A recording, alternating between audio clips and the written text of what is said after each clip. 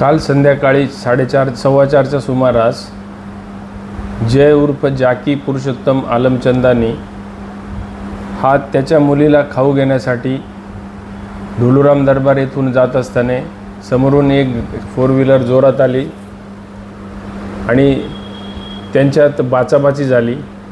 त्या रागातून जाकीवर जीवघेणा हल्ला झालेला आहे।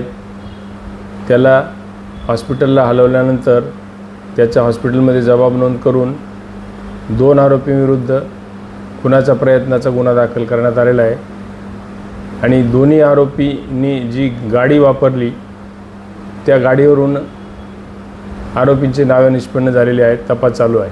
सर, हत्यार गुन्ह्यामध्ये कुठले वापरल्याने एवढे विकोपाला काय गेलं की शेत जीवावर घेतले? तत्कालिक कारण गाडीचा कट लागण्याच्या वादावरून झालेला आहे।